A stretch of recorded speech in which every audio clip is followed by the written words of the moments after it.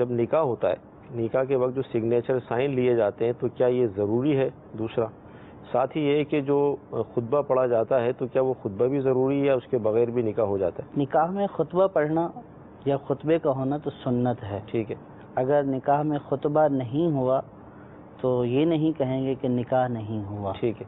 نکاح در حقیقت گواہوں کی موجودگی میں، 2 مرد گواہوں کی موجودگی میں یا 2 عورتیں اور 1 مرد کی موجودگی میں، مسلمان گواہوں کی موجودگی میں ایجاب و قبول کرنا. مرد عورت ایجاب و قبول کر لیتے ہیں. ایک یہ بولے کہ میں نے تم سے نکاح کیا اور سامنے والا یہ بولے کہ میں نے اسے قبول کیا. یہ خود ایجاب و قبول کر لیں یا ان کے وکیل ایجاب و قبول کر لیں ان کی اجازت کے ساتھ، تو اس 2 گواہوں کی موجودگی میں ایجاب و قبول سے نکاح پائے تکمیل تک پہنچ جاتا ہے.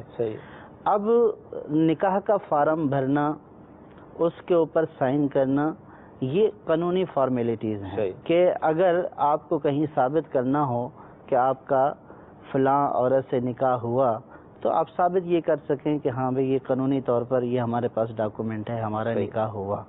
ورنہ شریعت کا جو تقاضا ہے وہ صرف اتنا ہے کہ 2 گواہوں کی موجودگی میں مرد و عورت کا آپس میں ایجاب و قبول کر لینا، اس سے نکاح منعقد ہو جاتا ہے. باقی پھر جو ہے وہ لوازمات نکاح میں سے نہیں ہیں، جیسے خطبے کا پوچھا گیا، خطبے کا ہونا، تو یہ نکاح کے اجزاء میں شامل نہیں ہے یہ چیزیں. جیسے بھی آپ نے ارشاد فرمایا کہ لڑکا لڑکی اور 2 گواہوں کی موجودگی میں ایجاب و قبول اگر ہوا تو نکاح ہو جائے گا. اب جس طرح کے حالات ہیں، معاشرہ آپ کے سامنے ہے، تو کیا ان کے ذہن میں ایک سوال یہ پیدا نہیں ہوگا تو بڑا آسان سا نسخہ مل گیا کہ مطلب یہ کہ آج کل جس طرح کے حالات ہیں، دوست یاری بھی ہوتی ہے اور اس طرح یعنی ٹوٹل 4 افراد ہی تو چاہیے، لڑکا لڑکی اور 2 مرد، اور یہ نکاح ہو جائے گا بند کمرے میں، تو کیا فرمائیں گے؟ احناف کے نزدیک 2 گواہوں کی موجودگی میں نکاح تو ہو جائے گا، لیکن اس کا یہ ہرگز مطلب نہیں ہے کہ کوئی یوں کر لے، کہ اس کی ترغیب نہیں دلائی جائے گی کہ کوئی اس طور پر اگر کر لے گا تو اس میں تہمتوں کا ایک دروازہ کھلے گا. کیونکہ اگر فرض کیا کہ کوئی بند کمرے میں کر بھی لیتا ہے تو عام طور پر اس کا مقصد یہ ہوتا ہے کہ اس کو چھپانا. اب اگر فرض کیا کہ وہ دونوں مرد و عورت جا رہے ہیں تو لوگ تو یہی بدگمانی کریں گے کہ بھائی یہ کون ہے، ان کا تو کبھی سنا ہی نہیں ہے کہ یوں نکاح ہوا ہو. تو اس لیے کہا گیا مسجد میں ہونا، تاکہ لوگوں کو پتہ چلے کہ ہاں بھائی فلاں مرد و عورت کا نکاح ہوا. ٹھیک ہے.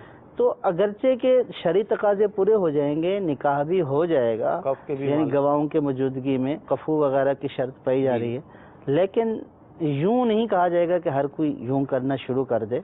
اور پھر اس میں لڑکے کی بنسبت لڑکی کے لیے زیادہ نقصانات ہوتے ہیں، بلکہ دونوں فیملیوں کے لیے بہت زیادہ نقصانات ہوتے ہیں.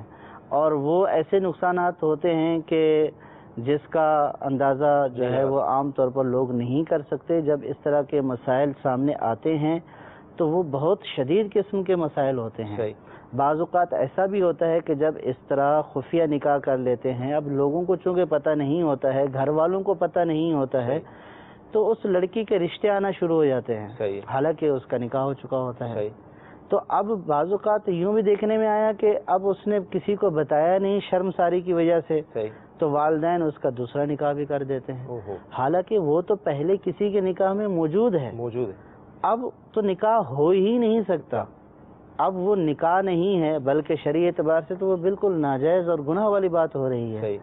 اب اس میں اس طرح کی پیچیدگیاں ہیں، تو اس لیے جو شریعت نے ایک ضابطہ کار بیان کیا ہے اور ایک جو طریقہ بیان کیا ہے کہ تمام مسلمانوں کو جو محلے دار ہیں ان کو پتہ ہونا چاہیے کہ ہاں فلاں کا فلاں سے نکاح ہوا ہے. اب اگر یہ پتہ ہوگا تو کوئی رشتہ نہیں بھیجے گا. یہاں اگر اس طور پر خفیہ طور پر کیا جائے گا کہ گھر والوں کو بھی پتہ نہیں ہے، تو پھر جو آگے گناہوں کے دروازے کھلیں گے کہ اب اگر فرض کیا کہ آگے نکاح یوں خفیہ ہوا اور اس کا آگے نکاح کر دیا گیا، تو اب یہاں پہ لڑکے کو عام طور پر اگرچہ کم نقصان ہوتا ہے دنیاوی اعتبار سے، ورنہ دینی اعتبار سے وہ بھی گناہ گار ہو رہا ہے کہ اس کی بیوی جو شرعی طور پر ہو چکی ہے اب وہ کسی کے ساتھ رہ رہی ہے، یعنی کہ جو اس کا دوسرا نکاح وہ تو ہوا ہی نہیں ہے، لیکن وہ حقیقی اعتبار سے تو اس کی زوجہ ہے. تو لیکن اس کے لیے جو لڑکی ہوتی ہے اس کے لیے بہت زیادہ جو ہے وہ مسائل ہوتے ہیں، گناہوں کے دروازے دونوں کے لیے کھلتے ہیں، لیکن زیادہ پیچیدگیاں پھر عورت کے لیے ہو جاتی ہیں۔ تو اس لیے اس طرح کا اقدام نہیں کرنا چاہیے جو نہ صرف اپنے لیے رسوائی اور شرمندگی کا نہ صرف دنیا میں سبب بنے بلکہ آخرت میں بھی یہ رسوائی اور شرمندگی کا سبب بنتا ہے، اور پھر یہ گھر والوں اور رشتہ داروں کے لیے بھی رسوائی اور شرمندگی کا سبب بنتا ہے۔